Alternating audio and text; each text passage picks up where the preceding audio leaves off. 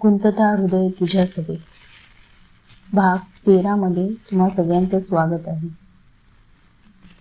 कालच्या भागात पेट्रोल पंपवर पायाखाली दगडून रिया वैतागलेली असते तर रिषभ तिची गाडीतून मजा घेत असतो. आता पुढे रिषभ घरी येतो तेव्हा पण तो थोडा हसरा दिसतो. सुधाताई बरोबर ओळखते. जेवताना त्या रिषभला विचारतात, तुझं काम कसं सुरू आहे रिषभ? सुधाताई, एकदम मस्त मॉम. रिषभ, हो का? मग आज काय एखादी डील वगैरे क्रॅक केली का?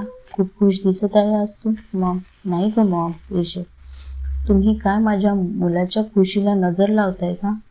मिसेस रणदिवे सुधाकरराव बोलली. अहो, मी कशाला नजर लावणार, उलट तो खुश तर मी खुश. रिषभची मॉम, बरं मग काय कारण आहे साहेब तुमच्या खुशीचं? आम्हाला पण कळू द्या. सुधाकरराव रिषभची मस्करी करत विचारतात. डॅड, काही कारण नाही आहे. अहो, ऑफिसमध्ये न्यू एम्प्लॉई आहे, खूपच फनी आहे. रिषभ, हो का? कोण आहे जे आमच्या मुलाच्या चेहऱ्यावर हसू आणत आहे? भेटायला हवं त्यांना. सुधाकरराव मुश्किलपणे बोलतात.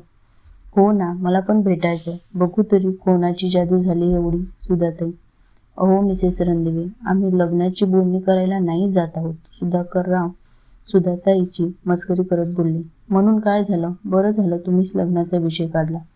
रिषभचं एज्युकेशन पण झालंय आता, तर स्वतःचा बिझनेस पण सांभाळतो आणि आता त्याचं वय पण झालंय लग्नाचं, तर आता त्याच्या लग्नाचा विचार करायला हरकत नाही. सुधाताई सिरियस होत बोलले. मॉम प्लीज नको ना ते लग्नाचं काढू. रिषभ त्रासिक होत म्हणतो. काय प्लीज, कधी ना कधी करावंच लागणार. मला पण सोबत होईल सुनेची. तुम्हाला तर कोणालाच माझ्यासाठी वेळ नाही. सुधाताई भाऊक होत बोलल्या. माझं झालं, मी जातो रूममध्ये. रिषभ विषय टाळत बोलला आणि रूममध्ये निघून गेला. तुम्हाला सून तुमचा वेळ जात नाही म्हणून आणायची आहे का? सुधाकरराव मस्करीत विचारते. काय हो तुम्ही सारखी मस्करी करता, कधीतरी सिरियस होत जा.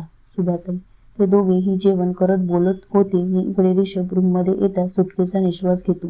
काय आहे ना मिस रिया, तुमच्या उटपटांग हरकती बघून तर कोणालाही हसू येईल, पण तुमच्यावर हसणं मला महागात पडलं असतं आज.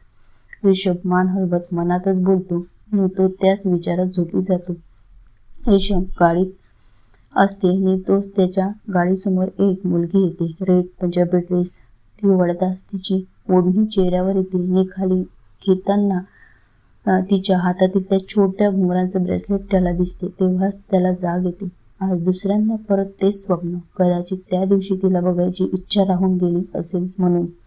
रिषभ मनातच बोलतो आणि गोड हसत उठतो.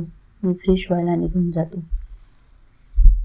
आजच्या भागात इथेच थांबूयात. कथा आवडत असल्यास लाईक करा, शेअर करा, कमेंट करा आणि सबस्क्राईब करा. भेटूया पुढील भागात. Bye bye, take care, see you in the next part.